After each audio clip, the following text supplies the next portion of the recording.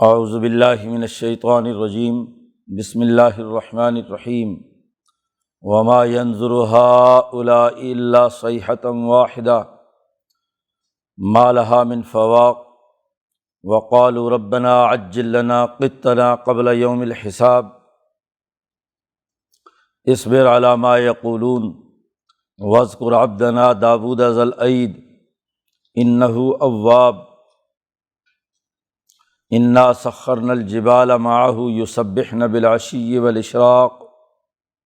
والطیر محشورا کل لہ اواب وشددنا ملکہ وآتیناہ الحکمۃ وفصل الخطاب وہل اتاک نبأ الخصم اذ تصوروا المحراب اذ دخلوا علی داود ففزع منہم قالوا لا تخف خصمان بغى بعضنا على بعض فاحكم بيننا بالحق ولا تشطط واهدنا إلى سواء الصراط إن هذا أخي له 99 نعجة ولي نعجة واحدة فقال أكفلنيها وعزني في الخطاب قال لقد ظلمك بسؤال نعجتك إلى نعاجه وإن كثيرا من الخلطاء ليبغي بعضهم على بعض إلا الذين آمنوا وعملوا الصالحات وقليل ما هم وظن داود أنما فتناه فاستغفر ربه وخر راكعا وأناب فغفرنا له ذلك وَإِنَّ لَهُ عِندَنَا لَزُلْفَىٰ وَحُسْنَ مَآب یا داود انا جعلناک خلیفۃ فی الارض فاحکم بین الناس بالحق ولا تتبع الهوى ویضلک عن سبیل اللہ ان الذین یضلون عن سبیل اللہ لہم عذاب شدید بما نسوا یوم الحساب صدق اللہ العظیم۔ یہ سورۃ صاد کا دوسرا رکوع ہے۔ پیچھے بات چل رہی تھی کہ یہ کتاب مقدس قرآن حکیم ذکر ہے، نصیحت کے لیے آیا ہے، انسانی فطرت کو جگاتا ہے، اس کے اندر اہلیت اور صلاحیت پیدا کرتا ہے۔ جن لوگوں کی فطرت میں کجی ہے ان کے لیے یہ منذر درست راستے پر رکھنے کے لیے دنیا میں نازل ہوا ہے۔ تو فطرت انسانی کو اصل رخ پر لانے کے لیے کتاب مقدس قرآن حکیم دنیا میں نازل ہوا ہے۔ نبی اکرم صلی اللہ علیہ وسلم تشریف لائے ہیں، جن کی فطرت مسخ ہو چکی ہے وہ حضور کو ساحر اور کذاب کہتے ہیں، کتاب مقدس قرآن حکیم کو کہتے ہیں کہ ان ھذا الا اختلاق، یہ کتاب گھڑی ہوئی کتاب لگتی ہے۔ تو جو لوگ صحیح طریقے سے اس کتاب مقدس پر عمل کرتے ہیں تو ضرور ان کی فطرت کے اندر تغیر و تبدل ہوتا ہے۔ تو یہ کتاب منذر بن کر آئی۔ اصل بات یہ ہے کہ یہ ایک ایسا لشکر ہے جو ہارا ہوا ہے، جند ما ہنالک مہزوم من الاحزاب، اور اس حوالے سے گزشتہ انبیاء کے واقعات کی طرف اشارہ کیا، قوم نوح، قوم عاد، فرعون وغیرہ وغیرہ، اور سب کے بارے میں پچھلے رکوع کے آخر میں یہ بات فرمائی تھی کہ ان کل الا کذب الرسل، یہ تمام کے تمام وہ لوگ ہیں جنہوں نے اپنی فطرت کو مسخ کرتے ہوئے رسولوں کا انکار کیا تھا، اور پھر میرا عذاب اور میری سزا ان کے اوپر لازم ہو گئی تھی۔ قرآن حکیم کہتا ہے کہ اب یہ مکہ کے لوگ بھی دراصل اسی عذاب کا انتظار کر رہے ہیں اور کچھ نہیں ہے۔ یہ بھی اپنی فطرت ٹھیک نہیں کرنا چاہتے، انسانیت کے دائرے میں یہ نہیں آنا چاہتے۔ وما ينظر هؤلاء الا صیحة واحدة، یہ انتظار نہیں کر رہے مگر ایک چیخ کا، جو حشر کے میدان میں ان کو اکٹھا کرنے والی یا ان کی موت کے لیے جو پہلا سور پھونکا جائے گا وہ یا طبل جنگ جب بجتا ہے، بدر سے لے کر فتح مکہ تک ایک آواز لگتی ہے، لوگ جنگوں میں جب ایک دوسرے پر حملہ آور ہوتے تھے تو ایک للکار مارتے تھے کہ ہاں بھئی کون ہے جو میدان میں آئے۔ وہ جنگ کی ایسی آواز شروع ہوتی تھی کہ پھر اس کے اندر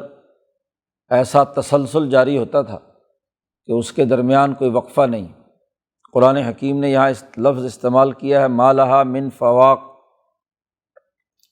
ان دونوں کے درمیان کسی قسم کا کوئی وقفہ نہیں۔ فواق اصل میں کہتے ہیں کہ جب جانور کا دودھ نکالا جاتا ہے، دوہا جاتا ہے، تو ایک تھن سے دودھ نکالتے ہیں، یہ تھن اوپر چلا جاتا ہے، دوسرا تھن نیچے لاتے ہیں، تو ان دونوں کے درمیان کوئی وقفہ نہیں ہوتا۔ لگاتار جب دودھ مسلسل دھوتا ہے تو کوئی درمیان میں وقفہ نہیں ہوتا، اسے فواق کہتے ہیں۔ جتنا وقفہ ہو اس کو فواق کہا جاتا ہے۔ تو یہ چیخ ایسی مسلسل، طبل جنگ جب بجے گا یا حشر کے میدان میں نفخ صور ہوگا تو ایسی چیخ ہوگی، ایسی آواز چل رہی ہوگی کہ اس کے درمیان کسی قسم کا کوئی وقفہ نہیں ہوگا، ایک سانس بھی درمیان میں نہیں لیا جائے گا۔ حضرت نے ترجمہ کیا بیچ میں دم نہ لے گی،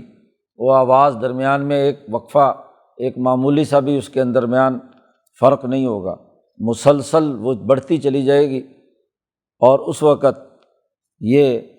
اس عذاب میں گرفت میں ہوں گے، پکڑے جائیں گے۔ فحق عقابی وقالوا ربنا عجل لنا قطنا، یہ اتنے دیدہ دلیر ہو گئے کہ اپنی انسانیت تو بحال نہیں کی، ہیں تو ظلم کی حالت پہ، مسخ شدہ فطرت کے ساتھ یہ کہتے ہیں اے ہمارے پروردگار، جو تم نے ہمارے اوپر جو کچھ ہمارا نامہ اعمال نکالنا ہے، قط کہتے ہیں کسی کے نام کی پرچی نکل آنا یا کوئی چٹھی آ جانا، تو یہ جو ہمارے نام کا جو نامہ اعمال ہے وہ ذرا جلدی لے آ، ابھی دنیا میں ہی بس جلدی لے آ، قبل یوم الحساب، حساب کے دن سے بھی پہلے۔ یعنی اتنے دیدہ دلیر ہیں، چلو اگر کوئی نیکی کا کام کیا ہوتا، اپنی فطرت صالح اور بہتر کی ہوتی، اعمال اچھے ہوتے، تو پھر آدمی اپنی پرچی نکلوائے یا اپنا نامہ اعمال نکلوائے تو پھر کوئی بات بھی ہے۔ خرابی کا عالم تو یہ ہے کہ تکبر اور غرور، جس کو قرآن نے شروع صورت میں کہا تھا کہ یہ عزت و شقاق، تکبر اور غرور میں ہے اور مخالفت کے مرض میں مبتلا ہے، تو لہذا ان تمام امراض کی موجودگی کے باوجود یہ دیدہ دلیری ہے کہ حساب سے پہلے ہی اپنے نام کی چٹھی نکلوا کر کہتے ہیں جو کرنا ہے کر لو، ہمیں جو عذاب دینا ہے دے لو۔ وہی جو افبعذابنا یستعجلون، کیا یہ ہمارے عذاب کو جلدی مانگ رہے ہیں؟ تو کس برتے پر؟ کیوں؟ کوئی کام کیا ہے، کوئی انہوں نے جد و جہد کی ہے، اپنا راستہ درست کیا ہے، تو ایسی تو کوئی بات نہیں۔ نبی اکرم صلی اللہ علیہ وسلم سے کہا جا رہا ہے کہ آپ صبر کیجئے، جو کچھ یہ کہتے ہیں، یہ جو اس طرح کی ڈینگیں مار رہے ہیں، طرح طرح کی باتیں کر رہے ہیں، آپ کو ساحر اور جادوگر نہ جانے کیا کیا کچھ کہہ رہے ہیں، تکلیف دہ بات ہوتی ہے کہ انسان انسانوں کے لیے خدمت کا کردار ادا کرے، ان کو سیدھے راستے پر لائے اور وہ جھوٹے سچے الزامات لگائیں۔ تو آپ صبر کیجئے، اور اس صبر کے معاملے میں، ثابت قدمی کے معاملے میں، ہمارے بندے حضرت داؤد علیہ السلام جو بڑی طاقت اور قوت والے تھے، ان کو یاد کیجئے کہ انہوں نے کیسے مشکل حالات میں صبر و استقامت کا مظاہرہ کیا تھا۔ آپ کا مقابلہ بھی انہی دشمنوں کے ساتھ کہ جو آپ کا مخالف حکمران طبقہ ہے۔ داؤد علیہ السلام کا معاملہ بھی یہی تھا کہ ان کو اللہ نے خلیفہ بنا کر بھیجنا تھا، تو طالوت جب حکمران تھے جالوت کے مقابلے پہ، تو اس وقت حضرت داؤد علیہ السلام سے بھی حسد کرنے والے اور ان کے خلاف پروپیگنڈا کرنے والے بہت سے تھے، لیکن داؤد علیہ السلام نے پورے صبر و استقامت سے جالوت کا مقابلہ کیا، اسے راستے سے ہٹایا، اور طالوت کی کیا ہے، پورے احکامات کی پابندی کی اور اپنی طاقت اور قوت اس کا مظاہرہ کیا۔ داؤد علیہ السلام کی یہاں خصوصیت بیان کی ہے، ذل عید، بڑی قوت والے، بڑے ہاتھ والے۔ اب اس کے طاقت اور قوت کے معنی میں بھی یہ استعمال ہے کہ جس کی طاقت اور قوت، ہاتھ جو ہے مضبوط ہو، اس کے اندر طاقت ہے۔ داؤد علیہ السلام کی دلیری اور بہادری ان کے فطرت کا حصہ تھی۔ وہ تمام انبیاء علیہم السلام میں لڑائی اور قتل و قتال اور ان معاملات کے اندر بہت اونچی صلاحیتوں کے حامل تھے۔ پھر ہاتھ کا لفظ بولا ہے تو قرآن حکیم نے پیچھے ذکر کیا تھا کہ النا لہ الحدید، ہم نے لوہا ان کے ہاتھ میں نرم کر دیا تھا، یعنی طاقت اور قوت کا مظہر یہ بھی تھا، ان کے ہاتھوں میں یہ صلاحیت بھی تھی کہ وہ طرح طرح کی صنعت، قرآن حکیم نے لوہے کی صنعت کا ذکر کیا ہے، صنعۃ لبوس لکم، کہ وہ زرہ بناتے تھے، اس کی چھوٹی چھوٹی کڑیاں جوڑنے کا کام کرتے تھے، تو ہاتھ کی مہارت کا عمل تھا، تو اس مہارت کی طرف بھی اشارہ کیا جا سکتا ہے۔ تو داؤد علیہ السلام کی مختلف مہارتیں جو صنعت کے حوالے سے، جہاد کے حوالے سے، جالوت کو راستے سے ہٹانے کے حوالے سے، جنگی طاقت اور قوت کے حوالے سے، اسی طرح ان کی ایک اور اہلیت اور صلاحیت جو قرآن حکیم نے پیچھے بیان کی ہے اور یہاں بھی اس کا تذکرہ آگے آ رہا ہے کہ جب وہ لحن داودی کے ساتھ زبور پڑھتے تھے تو وہ بھی لوگوں پر اثر انداز ہوتی تھی جی، تو وہ ایسی اثر انداز ہوتی کہ پرندے بھی دیوانہ وار ہوتے، پہاڑوں سے بھی آواز لوٹ کر آتی۔ لحن جو ہے، زبان، گلا اسی کا بہتر ہو سکتا ہے جس کے اندر طاقت بھی اچھی ہو۔ بولنے کی طاقت ہی نہ ہو تو وہ بلار آدمی جو ہے اس کے اندر ہی صلاحیت ہوتی ہے کہ وہ اس کو مختلف لہجوں اور مختلف خاص قسم کی اپنی لحن کا مظاہرہ کر سکے۔ جس بیچارے کا سانس ہی جلدی ٹوٹ جائے تو وہ لحن کیا پڑے گا جی، اس کی آواز جو ہے وہ کوئی اچھی بہتر قرات کا مظاہرہ نہیں کر سکتی۔ تو داؤد علیہ السلام کی مختلف خصوصیات ہیں جن کا قرآن حکیم نے ایک لفظ کہ وہ بڑے طاقت اور قوت والے تھے، اس کے باوجود بھی انہیں بہت سارے معاملات میں جو مخالفین ہیں ان کے مقابلے میں صبر و استقامت کا مظاہرہ کرنا پڑا۔ تو نبی اکرم صلی اللہ علیہ وسلم سے کہا کہ آپ اس سلسلے میں داؤد علیہ السلام کی مثال کو سامنے رکھیے۔ انا سخرنا الجبال معہ، ہم نے پہاڑوں کو ان کے ساتھ مسخر کر دیا تھا کہ یسبحن بالعشی والاشراق، کہ وہ صبح اور شام ان کے ساتھ مل کر اللہ کی تسبیح اور پاکی بیان کرتے تھے۔ داؤد علیہ السلام جب صبح کو سورج نکلنے سے پہلے زبور کی تلاوت شروع کرتے تو پہاڑ بھی جھوم جھوم اٹھتے، وہ بھی حضرت داؤد علیہ السلام کے ساتھ ان کی پوری طاقت اور قوت سے پڑھی جانے والی زبور کے ساتھ ساتھ وہ بھی تسبیح و تحمید کرتے۔ اسی طرح شام کے وقت میں بھی غروب کے وقت جب حضرت داؤد علیہ السلام تلاوت کرتے تو پہاڑ بھی ان کے ساتھ تسبیح و تحمید میں مشغول ہوتے۔ نہ صرف پہاڑ بلکہ والطیر محشورا، اڑتے جانور بھی جمع ہو جاتے۔ حضرت نے بڑا جامع ترجمہ کیا، والطیر، پرندہ بھی اور پرندے کے ساتھ جو اس وقت اڑ بھی رہا ہو، وہ اڑتے ہوئے پرندے داؤد علیہ السلام کے سر پر اکٹھے ہو کر جمع ہو جاتے۔ تو جب حضرت داؤد علیہ السلام زبور پڑھتے تو وہ پرندے بھی آپ کے ساتھ شریک ہو کر اس کے اندر ایک اجتماعیت کا سماں باندھ دیتے۔ کل اللہ اواب، یہ تمام کے تمام اللہ کی طرف رجوع کرنے والے اور اللہ کے ساتھ تعلق قائم کرنے والے تھے۔ ایک طرف یہ صلاحیت اور استطاعت ہم نے پہاڑوں اور پرندوں کو مسخر کر دیا داؤد علیہ السلام کے لیے، اسی طرح وشددنا ملکہ، ہم نے ان کی حکمرانی کو بھی مضبوط کیا۔ شروع میں تو صرف وہ ایک سپہ سالار تھے طالوت کے لشکر کے، لیکن جیسے جیسے انہوں نے اپنی مہارت، طاقت اور قوت کا لشکر میں مظاہرہ کیا ویسے ویسے ان کا رتبہ بلند ہوتا چلا گیا۔ پھر ایک وہ وقت آیا کہ میدان جنگ میں جالوت کے مقابلے میں طالوت نے اعلان کر دیا کہ کون آدمی ہے جو جالوت کی گردن اتار کر لائے گا، جو جالوت کا خاتمہ کرے گا تو میں اپنی حکمرانی میں سے، اپنی مملکت میں سے آدھی ریاست اسے دے دوں گا اور اپنی بیٹی کی شادی بھی ان سے کر دوں گا۔ تو حضرت داؤد علیہ السلام نے اس جنگ میں جالوت کا خاتمہ کیا، جس کا تذکرہ پیچھے سورۃ البقرہ میں گزر چکا کہ قتل داؤد جالوت وآتاہ اللہ الملک، اللہ نے انہیں حکمرانی عطا کی، ان کو ریاست میں نصف حصہ بھی دیا اور اپنی بیٹی کی شادی بھی ان سے کی۔ اور جب طالوت کا انتقال ہوا تو اس کے بعد پوری مملکت حضرت داؤد علیہ السلام کے پاس آ گئی۔ تو ہم نے اس طرح بتدریج ان کا ملک اور ان کی حکمرانی اس کو طاقت اور قوت دی۔ پھر داؤد علیہ السلام کی ایک اور خصوصیت بھی قرآن نے بیان کی کہ وَآتَيْنَاهُ الْحِكْمَةَ، ہم نے ان کو حکمت عطا کی تھی، یعنی گرد و پیش کے حقائق کا صحیح فہم، اور پھر ان تمام جو گرد و پیش میں چیزیں موجود ہیں ان کا ایسا صحیح استعمال جس سے درست نتائج نکلیں۔ حکمت کی تعریف ہی یہ ہے۔ تو ہم نے انہیں حکمت عطا کی تھی، علم اور علم پر عمل کرنے کی حکمت عملی اور طریقہ کار، یہ بھی ہم نے انہیں سکھائی تھی۔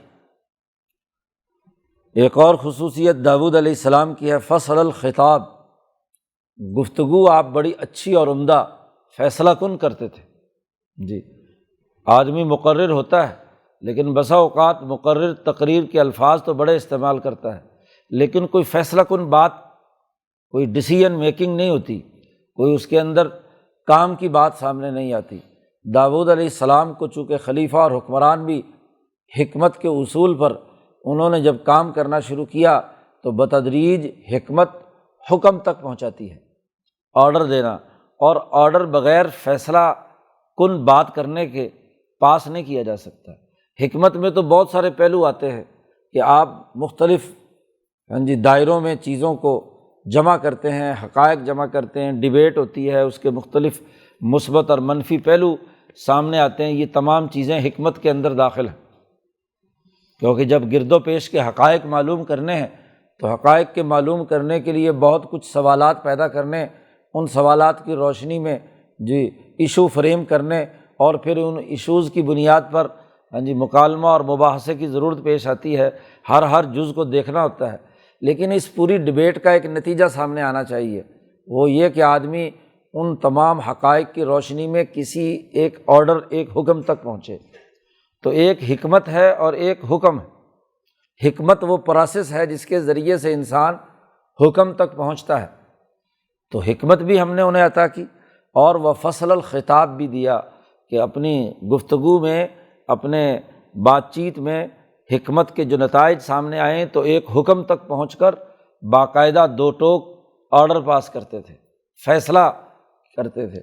اگر حکمت کے بہت سارے پہلوؤں پر تو عمل کیا جائے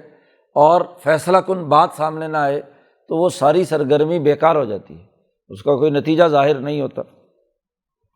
تو یہ بات ہم نے انہیں عطا کی تھی۔ تو حضور صلی اللہ علیہ وسلم سے کہا جا رہا ہے یہاں مکہ مکرمہ میں کہ داؤد علیہ السلام جو اتنی طاقت اور قوت والے تھے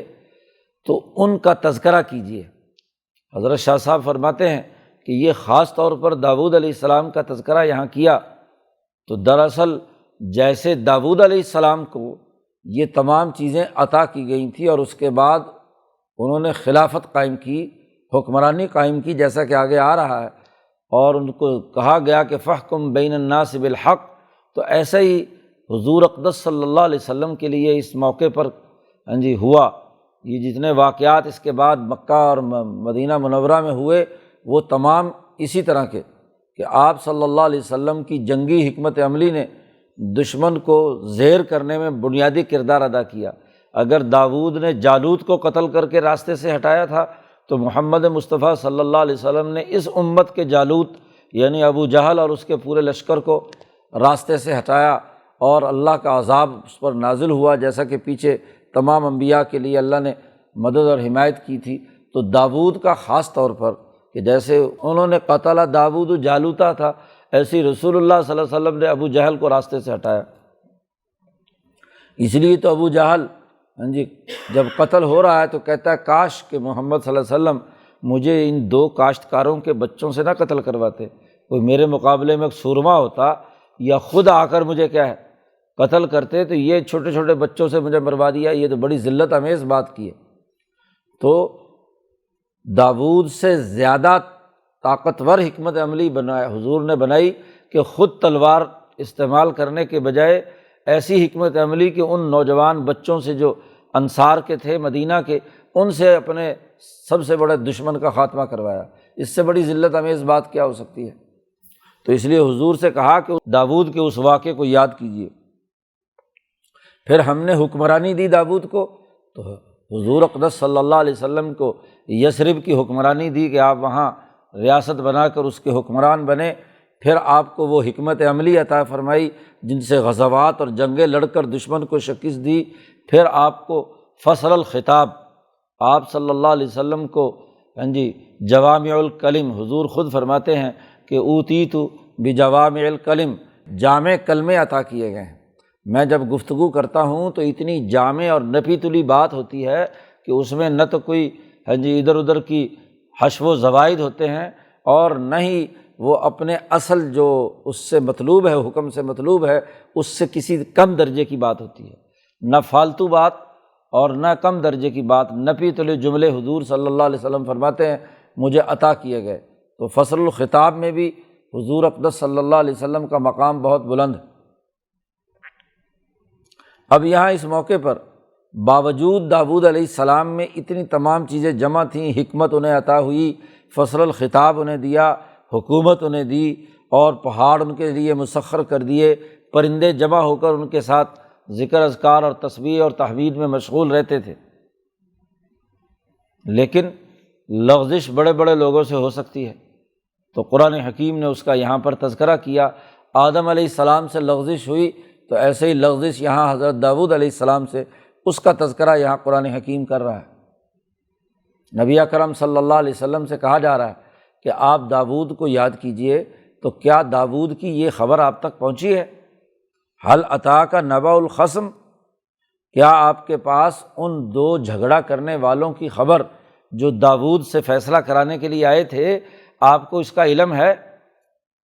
کیا خبر ہے؟ قرآن حکیم کہتا ہے اذ تصور المحراب، دو فریق جن کے آپس کے جھگڑا تھا، تو وہ جھگڑا لے کر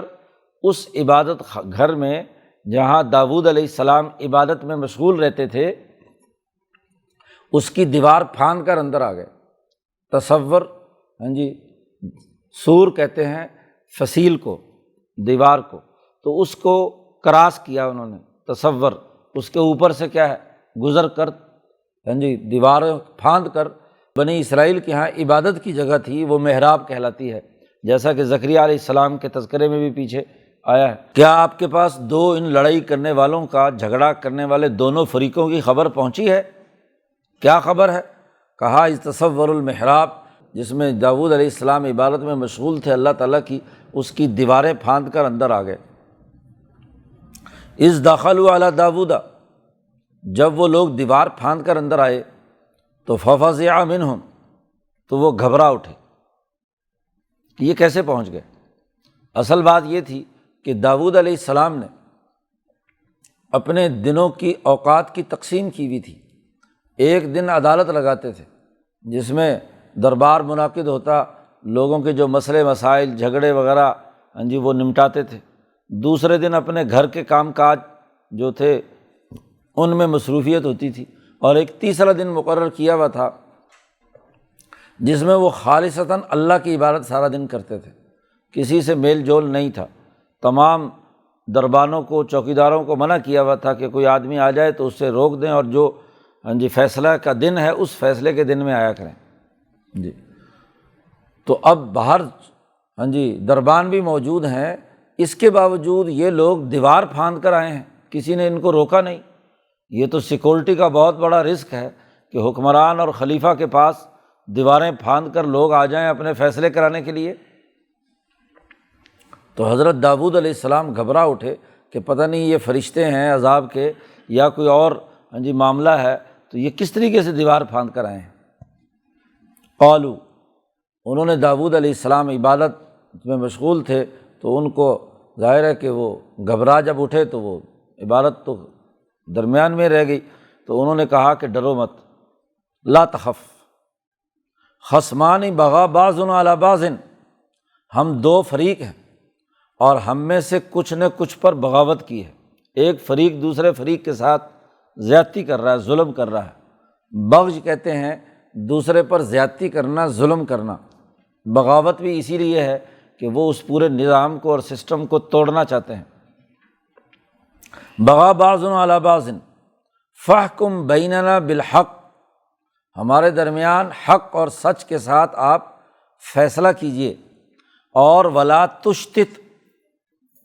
بات کو کسی اور رخ پر مت ڈالیے۔ جج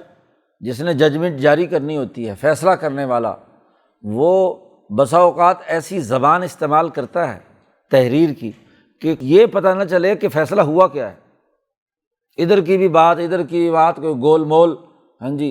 بات کر دیتے ہیں۔ خاص طور پر جب کرپٹ ہوتے ہیں معاشرے تو وہاں ججوں کے فیصلے ایسے ہی ہوتے ہیں کہ دونوں فریق راضی ہو جائیں اور کسی ایک کا حق واضح طور پر متعین ہو کر سامنے نہ آئے۔ اسی لیے نبی اکرم صلی اللہ علیہ وسلم اور صحابہ کا جو معمول، بالخصوص عمر فاروق رضی اللہ تعالیٰ عنہ کا، کہ فیصلہ بالکل دو ٹوک ہونا چاہیے، جی دو ٹوک ہو، قطعی ہو، کس کے حق میں دیا گیا اور کس کے خلاف دیا گیا ہے۔ وہ فیصلہ نہیں ہے جہاں گول مول بات ہے، بات کچھ اور ہو رہی ہے اور وہ رخ کوئی اور دے کر اس کو ایسے دور کے راستے پر، حضرت شیخ الہند نے یہاں ترجمہ کیا، دور کے راستے پر بات کو مت ڈال دے، ایسے چکر میں ڈال دے کہ وہ ایک نیا ہی پنڈورا باکس کھل جائے، جو اس اصل جھگڑا ہے اس کا کوئی فیصلہ نہ ہو۔ تو ولا تشتت، فیصلہ ہمارے درمیان حق کے ساتھ کیجیے، اور اس بات کو، ہمارے جھگڑے کو کسی دوسرے رخ پر مت ڈالنا۔ اور وہدنا الی سواء الصراط، اور ہمیں سیدھا، بالکل سیدھے راستے کی ہدایت کیجیے، بتلائیے کہ اصل ہمیں کیا کرنا ہے۔ ان دونوں فریقین نے وہاں آ کر تین باتیں کہی ہیں۔ ایک تو یہ کہ فاحکم بیننا بالحق، سچائی اور حق کے ساتھ ہمارے درمیان فیصلہ کیجیے۔ پھر آگے داؤد علیہ السلام جو خلیفہ بھی ہیں، حکمران بھی ہیں، ان کو کہتے ہیں ولا تشتت،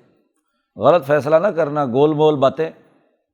بھائی صرف اتنا ہی کہہ دیتے کہ بھائی ہمارے درمیان حق سے فیصلہ کرنا، آگے اگلی بات چڑھ کر مزید کہہ رہے ہیں کہ غلط راستے پر نہ ڈالنا ہمارے مقدمے کو۔ اور وہدنا الی سواء الصراط، اور صرف یہی نہیں کہ فیصلہ کرو، بلکہ اس فیصلے پر عمل درآمد کا جو سیدھا راستہ ہے، کیونکہ فیصلہ ہو بھی جائے تو اس کا داخل خارج کیسے ہوگا؟ جی آج کل عدالتوں میں فیصلے تو ہو جاتے ہیں، اب اس پر عمل درآمد کے لیے ایک نئی درخواست دائر کرو کہ جی فلانی عدالت نے ہمارے حق میں فیصلہ کر دیا ہے، اب برائے مہربانی اس پر عمل درآمد کا انتظامیہ کو حکم دیا جائے، تو ساری عمر عدالتوں میں کیا دھکے کھاتا رہتا ہے۔ تو انہوں نے کہا کہ فوری عمل درآمد کا راستہ بھی ہمیں بتلائیے کہ سیدھا راستہ کیا ہے جس سے ہم اپنے اصل ہدف تک پہنچ جائیں۔ تو داؤد علیہ السلام نے کہا عجیب لوگ ہیں یہ، ایک طرف میری عدالت میں فیصلہ کرانے بھی آئے ہیں، پھر مجھے ہدایات بھی جاری کر رہے ہیں کہ جی ولا تشتت وہدنا الی سواء الصراط۔ اب یہیں پر مفسرین مختلف ہو جاتے ہیں کہ جی یہ دو فرشتے تھے، حضرت داؤد کو تنبیہ کرنے کے لیے آئے، ورنہ عام انسان کی کیا مجال کہ وہ سیکورٹی زون توڑ کر دیواریں پھلانگ کر کیا ہے، اور وہ بھی محل کی اور حکمران اور خلیفہ کی، وہ اندر داخل ہو جائے، تو ایسا تو ممکن نہیں ہے۔ بہرحال فرشتے ہوں یا کوئی ایسے دلیر انسان ہوں یا وہ جنات میں سے ہوں، جو بھی مختلف اس کی تعبیرات کی ہے، یہاں قرآن حکیم نے کسی مخلوق کا ذکر نہیں کیا، خصمان کا لفظ کیا ہے کہ دو فریق تھے بس جھگڑا کرنے والے، وہ دو جن تھے یا دو انسان تھے یا دو فرشتے تھے، جو بھی ہو۔ مقدمہ کیا ہے؟ مقدمہ یہ ہے کہ ان ھذا اخی، اس نے کہا مظلوم اور غریب آدمی نے کہ یہ میرا سگا بھائی ہے، میرا بھائی ہے۔ اب یہ اخوت چاہے انسانی ہو یا حقیقت میں ہو۔ لہو 99 ناجہ، اس کے پاس 99 دمبیاں ہیں، اور ولی ناجۃ واحدہ، میرے پاس ایک دمبی ہے۔ اس کے پاس 99 ہیں، میرے پاس ایک دمبی ہے۔ فقال اکفلنیھا، اب یہ 99 دمبیاں ہونے کے باوجود مجھے کہتا ہے کہ میں نے 100 کی گنتی پوری کرنی، لہٰذا اپنی دمبی بھی مجھے دے دے، اکفلنیہا، میرے حوالے کر دے یہ دمبی بھی۔ اور نہ صرف یہ کہ مجھ پر دباؤ بڑھا کر یہ کہتا ہے کہ یہ مجھے دے دے، وعزنی فی الخطاب، اور گفتگو اور بات چیت میں بھی مجھ پر غالب آ جاتا ہے۔ جی ویسے بھی مال و دولت اس کے پاس ہے، میں غریب آدمی، اور دوسری طرف یہ دلائل دینے میں، بات چیت کرنے میں چرب زبان ہونے کی وجہ سے مجھ پر بات چیت اور گفتگو میں بھی غالب آتا ہے، دباؤ ڈالتا ہے، جی پریشر ڈالتا ہے مختلف حربے اختیار کر کے کہ کسی طرح میری یہ دمبی بھی چھین لے۔ یہاں قرآن حکیم نے بات واضح کی کہ اس پورے مقدمے کے پس منظر میں کہ سرمایہ دارانہ ذہنیت کیا ہے، چونکہ وہ زمانہ زرعی دور کا ہے، اور زرعی دور میں زراعت اور جانوروں کی اساس پر مالی طاقت اور قوت اور حیثیت کا تعین کیا جاتا تھا۔ صحرا میں جو لوگ بکریاں چرانے والے ہیں،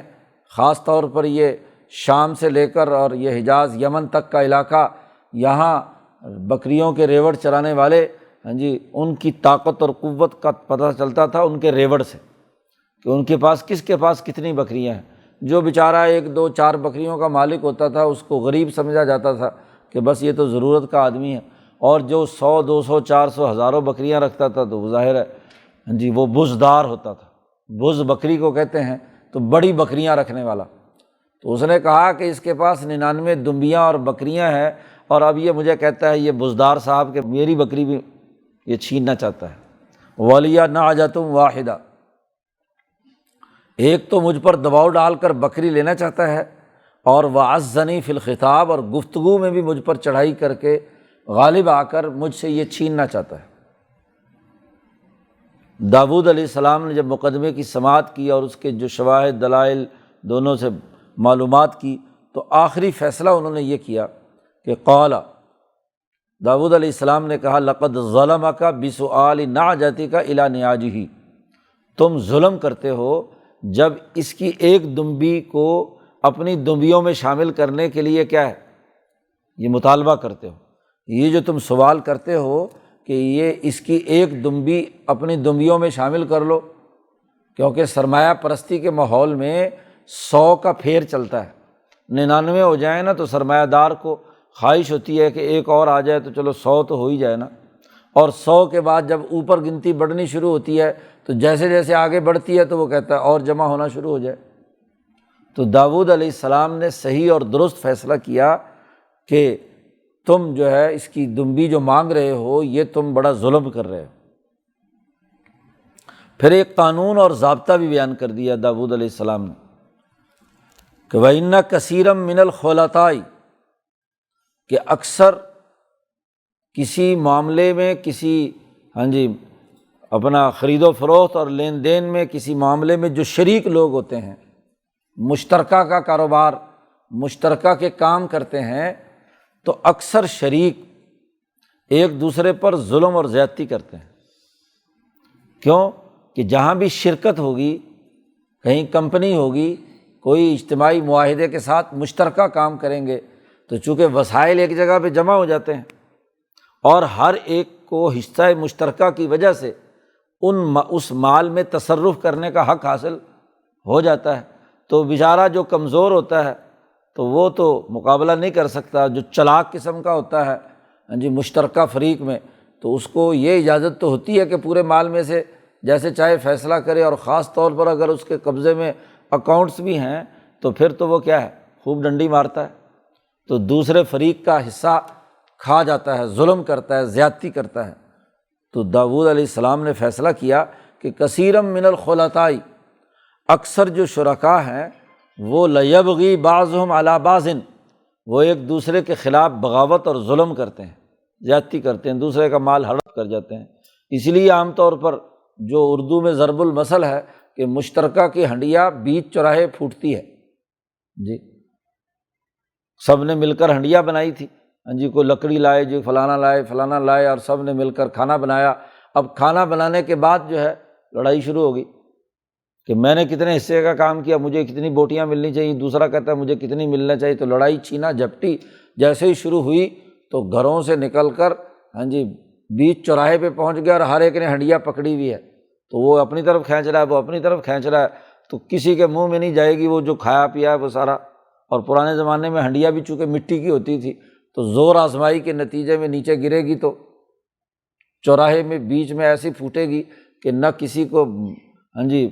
پلے پڑے گا اور نہ کوئی اس سے کوئی فائدہ اٹھا سکے گا، وہ بیکار اور ضائع جائے گا۔ تو اس لیے یہ ضرب المثل مشہور ہو گئی کہ مشترکہ کی ہنڈیا بیچ چوراہے پھوٹتی ہے۔ یہ بات داؤد علیہ السلام نے کہی، ہنڈیا پھوٹنے والا محاورہ اس کے بعد بنا۔ تو حضرت داؤد علیہ السلام نے بھی یہی بات کہی کہ کثیرا من الخلطاء، یہ اکثر مشترکہ جو شریک ہوتے ہیں وہ ایک دوسرے پر زیادتی کرتے ہیں، خاص طور پر ان میں جو طاقتور چلاک قسم کا آدمی ہوتا ہے تو وہ پورے ہنڈیا پہ قبضہ کر لیتا ہے، باقی ٹاپتے پھرتے ہیں ادھر ادھر۔ ہاں الا الذین آمنوا وعملوا الصالحات، مشترکہ کا وہ نظام جس میں جو لوگ صدق دل سے اللہ پر ایمان لائے، انہیں معلوم ہے کہ اللہ تعالیٰ دیکھ رہا ہے، تو وہ اس طرح کی زیادتی نہیں کرتے، اور وعملوا الصالحات، اور جنہوں نے اچھے اور نیک عمل کیے، تو وہ تو اس سے استثناء ہے کہ وہ صحیح اور شریف لوگ جو ہیں ایمان لانے والے اور صحیح عمل کرنے والے، وہ کسی دوسرے کا پر کوئی ظلم نہیں کرتے، اشتراک عمل میں اپنے اپنے حقوق کے مطابق کردار ادا کرتے ہیں۔ لیکن داؤد علیہ السلام نے کہا وَقَلِيلٌ مَّا هُمْ، ایسے لوگ بہت ہی تھوڑے ہیں، بہت ہی تھوڑے لوگ ہیں جو صدق دل سے ایمان لا کر صحیح اور اچھے عدل و انصاف کے ساتھ عمل کر کے تمام شرکاء کے حقوق ادا کرتے ہیں۔ اب یہ فیصلہ جاری کر دیا، اور وہ دونوں آدمی جو مقدمے میں تھے باہر نکلے اور غائب ہو گئے۔ اب یہ پورا واقعہ وقوع پذیر ہوا تو قرآن حکیم اس کے بعد اگلی بات بیان کر رہا ہے کہ وَظَنَّ داؤد، ان کے چلے جانے کے بعد داؤد علیہ السلام نے غور و فکر کیا کہ اس واقعے کے جو نتائج ہیں، اس واقعے کا پس منظر ہے وہ کیا ہے۔ چاروں طرف سیکورٹی موجود ہے، دربان موجود ہیں، تو پھر یہ دیوار پھلانگ کر آئے ہیں، اور پھر آ کر اس طرح کا ایک مقدمہ یہاں سامنے رکھا ہے، اور اس کا فیصلہ مجھ سے کروا کے لے کے گئے ہیں، تو یہ اصل واقعہ کیا ہے؟ تو ظن داؤد نے گمان کیا کہ انما فتناہ، ہم نے ان کو آزمایا ہے۔ یہ دراصل فرشتے تھے، اور فرشتوں نے آ کر کسی معاملے میں تنبیہ کی ہے داؤد علیہ السلام کو کہ وہ دونوں فریق وہ ایسے طریقے سے آئے، تو اصل میں تو وہ کوئی انسانی لوگ نہیں تھے، وہ تنبیہ کرنے کے لیے آئے، ہم نے آزمائش کی ہے، اللہ پاک نے آزمائش کی ہے۔ تو فاستغفر ربہ، داؤد علیہ السلام نے اپنے رب سے مغفرت مانگی، استغفار کیا کہ جو غلطی اور کوتاہی ہوئی اس کو سمجھنے سمجھانے کے حوالے سے، اور رکوع میں چلے گئے، گر پڑے اور اللہ کی طرف رجوع کیا۔ اللہ پاک کہتے ہیں فغفرنا لہ ذالک، ہم نے ان کو معاف کر دیا، انہوں نے توبہ کی، ہم نے توبہ ان کی قبول کر لی۔ اور وَإِنَّ لَهُ عِندَنَا لَزُلْفَىٰ وَحُسْنَ مَآب، اور داؤد علیہ السلام کے لیے ہمارے پاس بڑا مرتبہ تھا اور بہت اچھا انجام اور مقام تھا، اس لیے ان کو جب اپنی لغزش اور اپنی غلطی پر تنبیہ ہو گئی اور انہوں نے اللہ کے سامنے رجوع کیا تو ہم نے ان کو معاف کر دیا۔ اب قرآن حکیم کی گفتگو تو صرف اتنی ہے کہ ان سے کوئی لغزش اور کوتاہی ہوئی تھی، اور دو فریقوں کے آنے کے نتیجے میں انہوں نے یہ محسوس کیا کہ مجھے آزمایا گیا ہے، فتناہ، اللہ پاک نے یہ آزمائش میرے پر بھیجی ہے، تو اس لغزش کو دور کرنے کے لیے داؤد علیہ السلام نے اللہ سے معافی مانگی۔ جیسا کہ حضرت آدم علیہ السلام کا معاملہ بھی ہوا کہ انہوں نے بھی اس حکم کی خلاف ورزی کی، اور اس حکم کی خلاف ورزی کے نتیجے میں ان سے بھی کیا ہے خطا ہوئی، تو اللہ سے معافی مانگی، ربنا ظلمنا انفسنا وان لم تغفر لنا، تو اللہ پاک نے انہیں معاف کر کے دنیا پہ بھیج دیا، جنت سے نکال دیا وغیرہ وغیرہ۔ تو ایسے ہی داؤد علیہ السلام سے باوجود حکمت اور فصل الخطاب ہونے کے ان سے بھی کوئی کوتاہی ہوئی تھی۔ اب کوتاہی کیا ہوئی تھی؟ یہاں قرآن حکیم خاموش ہے، کسی صحیح حدیث میں اس کے بارے میں کوئی گفتگو نہیں ہے، لیکن اسرائیلی روایات میں ایک قصہ موجود ہے۔ اکثر مفسرین نے وہی قصہ کیا ہے یہاں پر بیان کیا ہے کہ ان کی اپنی 99 بیویاں تھیں، اور ایک خاتون جو ہے ان کو کوئی اس کی تفصیلات مفسرین نے بیان کی ہیں، کسی سپاہی کی، کسی سالار کی وہ بیگم تھی، وہ داؤد علیہ السلام کی نظر اس پر پڑ گئی اور ان کا ارادہ ہوا کہ اس کے ساتھ کیا ہے میں شادی کر لوں، اور وہ جو سپاہی تھا یا کوئی افسر تھا اس کو انہوں نے جہاد پر روانہ کر دیا کہ یہ جہاد دشمن کے مقابلے میں لڑائی میں راستے سے فارغ ہوگا تو پھر میں اس سے شادی کروں۔ دل میں کوئی خیال آیا یا کوئی، تو یہ اسرائیلی روایات میں سے ہے۔ اب وہ سپاہی وہاں جہاد میں مارا گیا تو اس خاتون سے بھی انہوں نے کیا ہے، تو 99 بیویاں پہلے تھیں اور ایک بیوی وہ حاصل کر لی۔ تو دراصل اس پر کیا ہے تنبیہ کی داؤد علیہ السلام کو کہ ان سے یہ لغزش اور کوتاہی ہوئی، اور اس پر اللہ سے انہوں نے معافی مانگی۔ عام طور پر مفسرین اس واقعے کو بیان کرتے ہیں، اور نہ صرف عام مفسرین بلکہ ان کی اتباع میں اور انہی کے نقطہ نظر سے اس پورے منظرنامے کو حضرت شاہ ولی اللہ صاحب نے بھی تعویل الاحادیث میں بیان کیا ہے۔ حضرت شاہ عبد القادر صاحب دہلوی نے موضح القرآن کے حاشیے میں بھی یہ واقعہ اسی طرح بیان کیا ہے۔ اب بظاہر یہ واقعہ جو ہے اس کو لوگوں نے کہنا شروع کر دیا کہ جی یہ تو نبی کی عصمت کے خلاف بات ہے کہ وہ دوسروں کی اور خاص طور پر اپنے سپاہیوں کی بیگموں پر نظر رکھیں اور وہاں بیگم چھیننے کے لیے اس کو لڑائی کے لیے بھیج دیں، اور وہ فوت ہو جائے، شہید ہو جائے وہاں، اور اس کی بیوی پر قبضہ کر لیں، نکاح کر لیں اس سے، تو یہ نبی کی عصمت کے خلاف بات ہے۔ اور اس بنیاد پر پھر اور طرح طرح کی چیزیں جو ہیں لوگوں نے اس کی تعویلات اور تعبیرات کی ہیں۔ ایک یہاں ہمارے حاشیے والے نے بھی کی، انہوں نے بھی کہا کہ جی یہ ایسا یہ واقعہ اسرائیلیات میں سے ہے۔ اور اب اسرائیلیات کی روایات کے بارے میں تو خود نبی اکرم صلی اللہ علیہ وسلم کی روایات جو بخاری میں ہیں کہ اسرائیلی روایات کو بیان کر سکتے ہو، حدثوا عن بنی اسرائیل،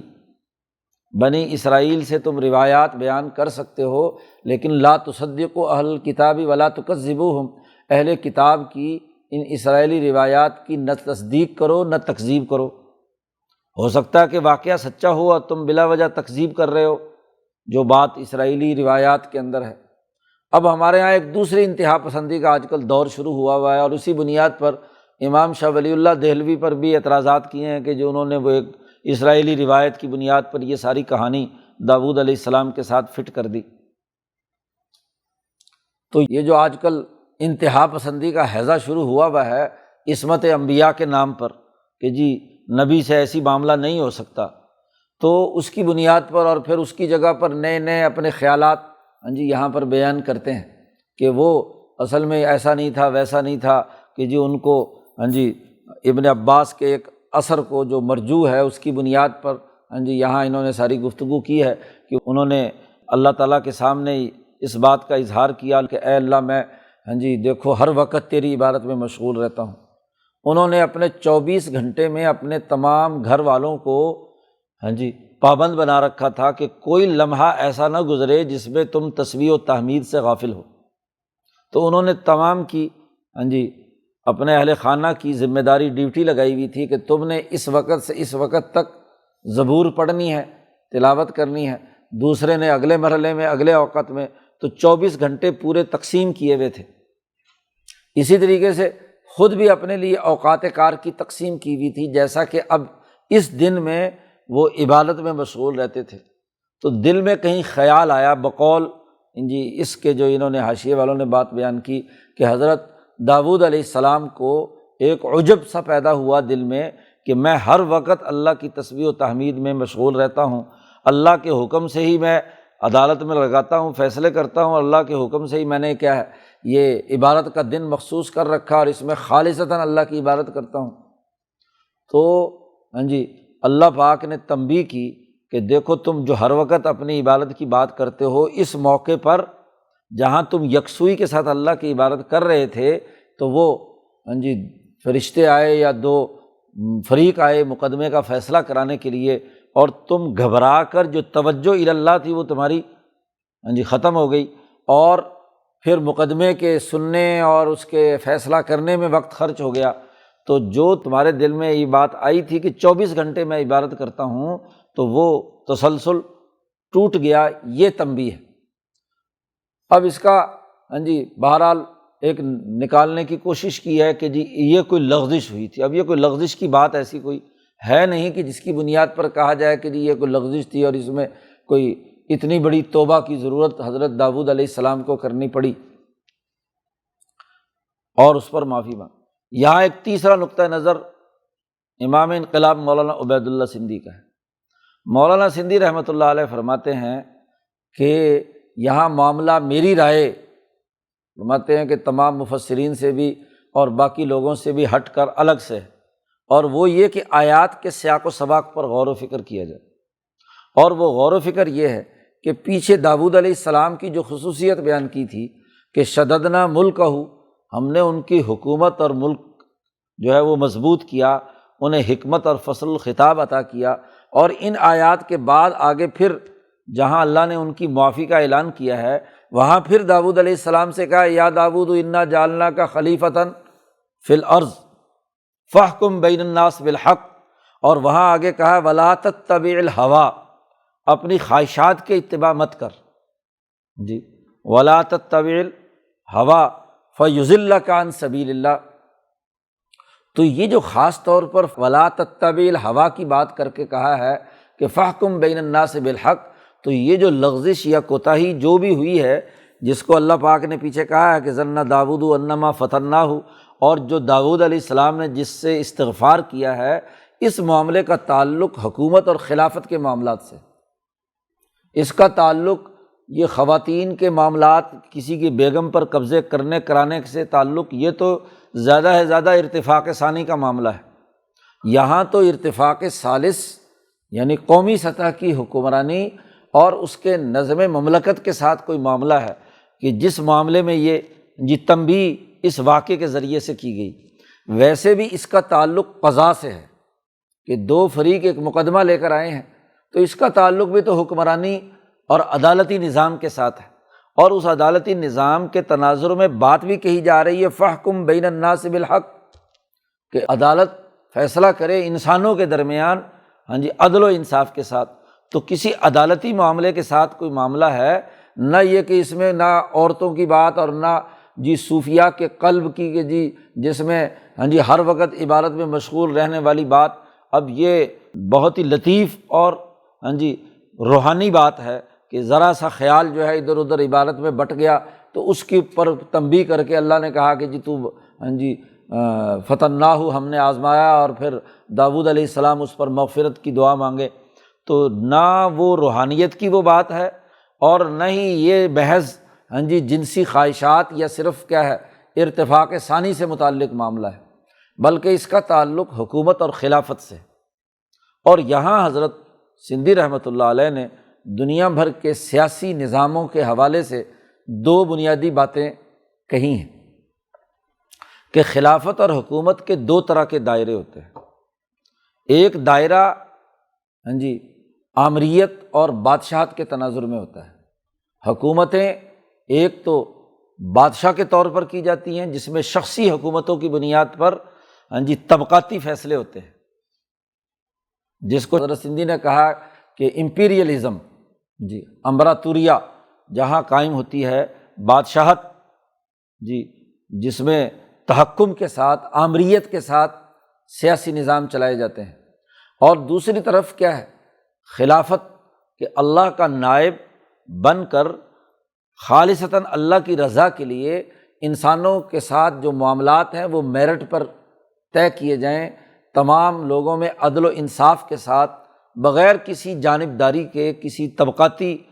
تصور کے، بالکل عدل و انصاف کے ساتھ فیصلہ کیا جائے۔ اب اسی سے حضرت عمر رضی اللہ تعالیٰ عنہ کی وہ بات سامنے آتی ہے کہ حضرت عمر رضی اللہ تعالیٰ عنہ کے گرد لوگ جمع تھے۔ حضرت عمر نے لوگوں سے کہا کہ میں ہر وقت گھبراتا رہتا ہوں کہ کیا ہے، میں پتہ نہیں خلیفہ ہوں یا بادشاہ ہوں، ملک ہوں یا خلیفہ ہوں، تو مجھے یہ ڈر لگا رہتا ہے تو وہاں مجمع میں موجود صحابی نے کہا کہ نہیں، آپ خلیفہ ہیں، آپ بادشاہ نہیں ہیں۔ تو بادشاہت اور خلافت کا فرق جی بیان کیا۔ حضرت عمر نے پوچھا کہ تو نے یہ بات کس اصول کے تحت، کس قاعدے کے تحت کہی ہے؟ تجھے کیسے پتہ چلا کہ میں خلیفہ ہوں اور بادشاہ نہیں ہوں؟ اس نے کہا بادشاہ وہ ہوتا ہے جو لوگوں سے مال لیتا ہے جی، اور لیتا بھی غریبوں سے زیادہ ہے۔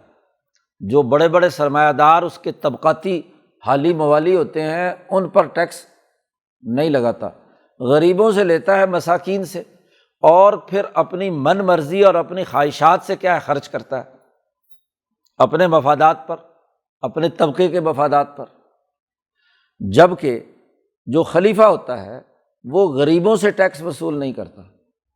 وہ مالداروں سے تؤخذ من اغنیائہم وترد الی فقرائہم، جو نبی اکرم صلی اللہ علیہ وسلم نے معاذ بن جبل کو یمن کا گورنر بناتے ہوئے ہدایت جاری کی تھی کہ مالداروں سے مال لینا اور وہاں کے فقراء پر خرچ کر دینا۔ خلیفہ وہ ہوتا ہے کہ جو سرمایہ داروں سے اور بڑے بڑے مالداروں سے پیسے لیتا ہے، ٹیکس جمع کرتا ہے اور غریبوں پر خرچ کرتا ہے، اپنی ذات پر خرچ، خواہشات سے خرچ نہیں کرتا، وہ خلیفہ ہوتا ہے۔ تو حضرت عمر رضی اللہ تعالیٰ عنہ خاموش ہو گئے اور فرمایا کہ مجھے امید ہے کہ میں ایسا ہی کر پاؤں گا جی۔ تو گویا کہ حضرت عمر نے بھی تصدیق کر دی کہ خلیفہ کسے کہتے ہیں اور بادشاہت کسے کہتے ہیں، ہاں جی۔ تو یہاں حکومت کے دو طریقے ان کی بات ہو رہی ہے۔ اب یہاں ایک آدمی غریب ہے جس کے پاس ایک دمبی ہے جی، اور وہ دمبی 99 والا سرمایہ دار مانگ رہا ہے، تو یہ ابراتوریت ہے، یہ امپیریلزم ہے، یہ خواہشات کی پیروی کرنا ہے۔ تو داؤد علیہ السلام کے زمانے دو ہیں۔ ایک زمانہ تو وہ ہے کہ جب وہ طالوت سے انہوں نے جب حکمرانی لی تھی جی، نصف حکمرانی، تو طالوت کو ملک کہا گیا ہے جی۔ وہاں کے لوگوں نے بھی یہی کہا تھا کہ ہمارے لیے ایک ملک اور ایک بادشاہ جو ہے وہ مقرر کیجیے۔ تو طالوت ایک بادشاہ تھے، حکمران تھے جی، اور پھر ان کی جگہ پر کیا ہے، داؤد علیہ السلام آئے۔ تو داؤد علیہ السلام کا جو پہلا زمانہ ہے وہ گویا کہ بادشاہت کا ہے۔ تو اس واقعے کے ضمن میں ان کو یہ تنبیہ کرائی گئی کہ دیکھو بادشاہت کا یہ سلسلہ جاری نہیں ہونا چاہیے کہ غریب آدمی سے بھی اس کی غربت کا مذاق اڑاتے ہوئے اس سے کیا ہے، چیزیں جو اس کے پاس ہیں وہ لے لیں طاقتور۔ بادشاہت والا نظام تمہارا نہیں ہونا چاہیے، یعنی حکومت کا جو دوسرے درجے کا مملکت چلانے کا نظام ہے، جو گو ہاں جی عام انسانوں میں وہی بادشاہت والا ہی سلسلہ ہوتا ہے، لیکن تمہیں اس امبراطوریت اور اس امپیریلزم کی طرف نہیں جانا۔ تمہیں تو یا داؤد انا جعلنا کا خلیفتاً، ہم نے تو تمہیں خلیفہ بنا کر بھیجا ہے کہ آپ فاحکم بین الناس بالحق، انسانوں کے درمیان عدل و انصاف سے، مساوات سے فیصلے کریں۔ ریونیو جنریشن بھی جو آپ کی ہو وہ بھی کیا ہو، عدل و انصاف پر ہو، اور اس کی تقسیم جو ہے وہ بھی کیا ہے، عدل و انصاف سے ہو۔ تو خلافت کا اعلیٰ درجہ سمجھانا تھا۔ اور اس سے پہلے زندگی میں جب وہ طالوت کے جانشین بنے تھے اور ان سے کچھ فیصلے اس بادشاہت کے انداز میں ہوئے، تو اس واقعے سے انہیں تنبیہ کر دی کہ یہ بات درست نہیں۔ ظن داؤد انما فتناہ، تو داؤد علیہ السلام چونکہ حکمت اور فصل الخطاب انہیں دیا گیا تھا ہماری طرف سے، تو اس واقعے سے ان کا ذہن ادھر پہنچا کہ میں ہاں جی اب تک جو حکمرانی کرتا رہا ہوں، تو چونکہ بادشاہ کی وراثت ملی ہے جی اپنے سسر صاحب کی، تو وہاں شروع کے زمانے میں جو فیصلے ہوئے ان فیصلوں میں وہ بادشاہانہ طور طریقہ رہا۔ تو یہ ان دو فرشتوں نے آ کر تنبیہ کی، تمہیں اگلے درجے کے لیے کیا ہے، خلافت کے لیے تیار کیا ہے کہ تمہارے فیصلے اس کے مطابق ہونے چاہیے۔ تو یہ حکم آگے دیا گیا، یا داؤد انا جعلنا کا خلیفتاً فی الارض، اے داؤد ہم نے آپ کو زمین میں خلیفہ بنا کر بھیجا ہے، آپ بادشاہ نہیں ہیں، بادشاہت کا زمانہ کیا ہے، ختم ہو گیا۔ فاحکم بین الناس بالحق، تو انسانوں کے درمیان بالکل حق ٹھیک آپ فیصلہ کیجئے، ولا تتبع الہویٰ، اور خواہشات کی بالکل پیروی مت کیجیے، کیونکہ اگر خواہشات کے پیچھے چلیں گے، کیونکہ بادشاہت میں کچھ نہ کچھ خواہشات کا، نفس کا دخل شروع ہو جاتا ہے اور اس میں کچھ نہ کچھ اس کے اثرات ہوتے ہیں، تو وہ ان خواہشات کی پیروی قطعاً نہ کیجیے۔ اگر آپ کریں گے تو فَيُضِلَّكَ عَن سَبِيلِ اللّہ، تو خلافت کی اپنی ذمہ داریوں سے آپ راستے سے دوسری طرف چلے جائیں گے۔ اور ان الذین یضلون عن سبیل اللہ، جو لوگ اللہ کے راستے سے گمراہ ہو جاتے ہیں، لہم عذاب شدید بما نسوا یوم الحساب، ان کے لیے بڑا شدید عذاب ہے کہ جو یوم الحساب کو وہ بھول گئے تھے، حساب کتاب کے دن کو بھول کر انہوں نے جو غلط فیصلے کیے، اس کے نتیجے میں ان کی گرفت ہوگی، شدید عذاب ہوگا۔ تو اس طرح پورے سیاق و سباق سے خلافت کے دو دائرے سامنے آ جاتے ہیں، بالخصوص داؤد علیہ السلام کا جو پچھلا پس منظر ہے طالوت کے تناظر میں، وہ بھی اگر سامنے ہو تو یہاں اس طرح کی بات نکالنے کی ضرورت پیش نہیں آتی۔ پھر یہاں مولانا سندھی نے بہت اچھا تجزیہ، کئی صفحے اس پر لکھے ہیں، اور وہ یہ کہ یہ اس طرح کی اسرائیلی روایات جو ہیں جو عورتوں کے گرد گھومتی ہیں، یہ کیوں کسی سچے مذہب میں داخل ہو جاتی ہیں۔ حضرت سندھی نے کہا کہ یہ تجزیہ ہندو مذہب کے مطالعے سے مجھے حاصل ہوا۔ حضرت سندھی فرماتے ہیں کہ انسان کے اندر روح کی جو 3 پرتیں ہیں، نفس، قلب اور عقل، سب سے اعلیٰ درجہ انسانوں کا وہ ہے جہاں عقل قلب پر اور قلب نفس پر حاکم ہو، اور قلب اور عقل یعنی جہاں سے فیصلہ ہونا ہے، ارادہ وجود میں آنا ہے، قلب اور جو عقل، دونوں ایک پیج میں ہوں اور وہ نفس پر حاکم ہوں۔ لیکن کمزور طبیعتوں میں معاملہ الٹا ہو جاتا ہے کہ نفس غالب آ جاتا ہے اور نفس کی خواہشات کے تحت ہی عقلی واردات یا عقل دلائل دینا شروع کر دیتی ہے، اور قلب اسی کے مطابق ارادے اور اس کے چکر میں پڑ جاتا ہے۔ اور نفس کی سب سے بڑی کمزوری عورتوں سے جنسی تعلقات کی بات ہے، وہ جو انسانوں کو گمراہ کرتا ہے وہ اسی راستے کی طرف، کھانے پینے میں ظلم، اور دوسرا کیا ہے، شہوت البطن و شہوت الفرج، یہ 2 شہوتیں جو ہیں انسان کو بگاڑتی ہیں، قدیم زمانے سے فلاسفہ اور مفکرین کا اس بات پر اتفاق ہے۔ تو جب انبیاء اور ان کے حواریین موجود ہوتے ہیں، تورات آئی تو تورات کے بعد جب تک موسیٰ علیہ السلام کے حواریین، انجیل آئی، ان کے جب تک حواریین رہے، جیسا کہ حضور صلی اللہ علیہ وسلم نے دوسری حدیث میں فرمایا کہ ان کے حواریین جب تک رہتے ہیں تو ان کی عقل اور ان کا قلب ان کے نفس پر حاوی ہوتا ہے، ان کے فیصلے صحیح ہوتے ہیں۔ لیکن جیسے جیسے وقت گزرتا ہے تو جب نااہل جانشین پیدا ہوتے ہیں، فخلف من بعدہم خلف اضاعوا الصلاۃ واتبعوا الشہوات فسوف یلقون غیا، تو ان پر شہوات غالب آ جاتی ہیں، اور خاص طور پر وہ شہوات جن کا تعلق جنسی تعلق کے ساتھ ہے۔ قرآن پاک نے خود بھی کہا زُیِّنَ لِلنَّاسِ حُبُّ الشَّہَوَاتِ مِنَ النِّسَاءِ، شہوات میں پہلی شہوت جس کا ذکر کیا ہے وہ من النساء، عورتوں کا ہے۔ تو جب زوال آتا ہے معاشروں پر تو ان کے دماغ پر عورت مسلط ہو جاتی ہے، اور جب عورت مسلط ہو جاتی ہے تو اب مثلاً وہ اپنے آپ کو موسیٰ سے منسوب کر رہے ہیں، داؤد سے منسوب کر رہے ہیں، عیسیٰ علیہ السلام سے مثلاً منسوب کر رہے ہیں، تو ان کے بہادری، دلیری اور ان کے واقعات کے تناظر میں بھی عورتوں کو فٹ کرنا شروع کر دیتے ہیں۔ جیسے اپنے دماغ میں خیالات ہوتے ہیں کہ ان کی اپنی عقل اور اپنا قلب اپنے نفس کے تابع ہو کر خواہشات کا اسیر ہوتا ہے، ایسی لذات اور خواہشات میں مبتلا ہوتے ہیں، تو وہ اپنے جو مقدس ہستیاں ہیں ان کے ساتھ بھی۔ تو حضرت سندھی نے کہا میں نے اس کا بڑا گہرا مطالعہ جو ہے وہ ہندو مذہب میں دیکھا کہ ان کے بھی جو مصلحین تھے، پہلے شروع میں آئے تو وہ منذر ہی تو تھے۔ قرآن کہتا ہے کہ کوئی بستی ایسی نہیں جہاں ہم نے کوئی ڈرانے والا نہ بھیجا ہو، تو وہ ڈرانے والے یہاں آئے، انہوں نے لوگوں کو کیا ہے ڈرایا۔ تو مصلحین تھے جو ہندو مذہب کے بھی جو بانیین تھے، اور مرزا مظہر جانے جانا کہتے ہیں وہ تو پیغمبر تھے۔ تو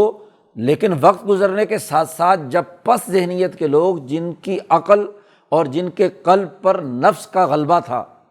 وہ جب اس مذہب کے وارث بنے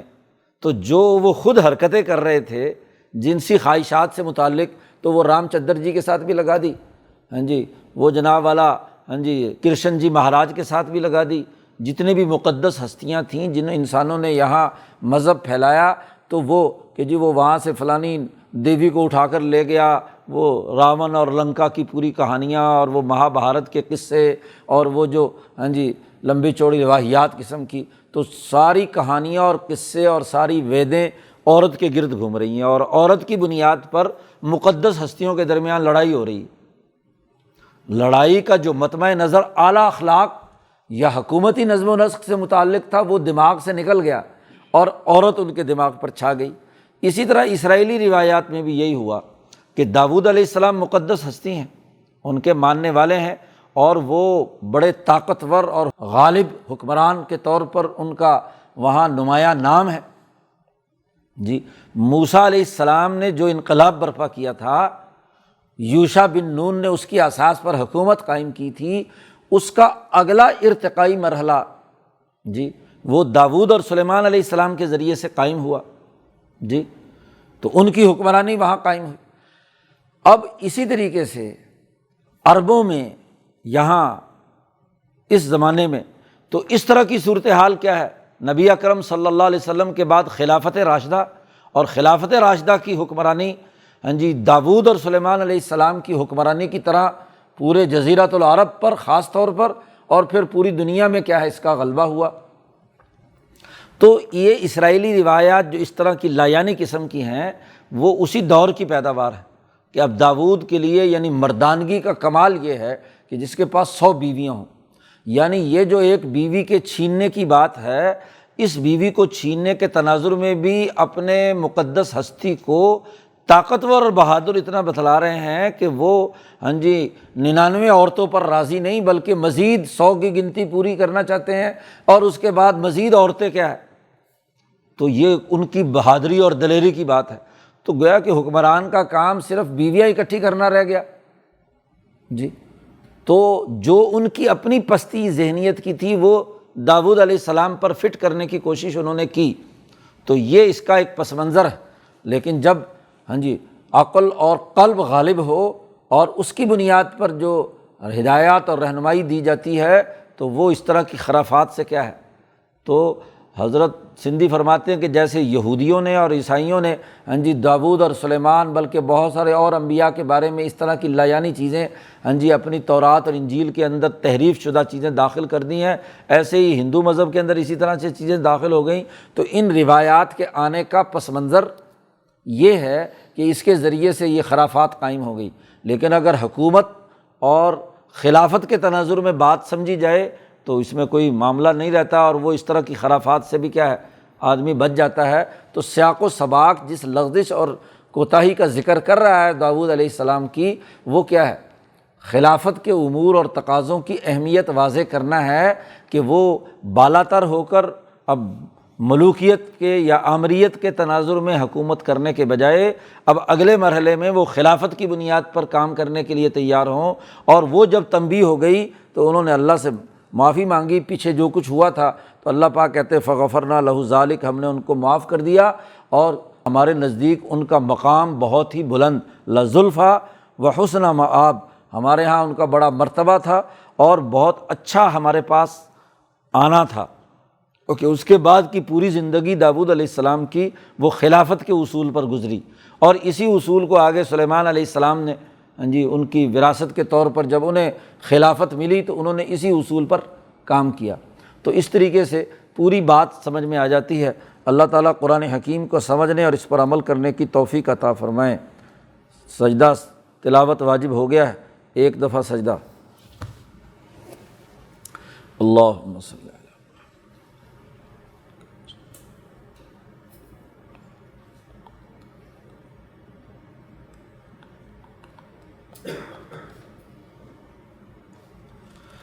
اجمعین برحمتک۔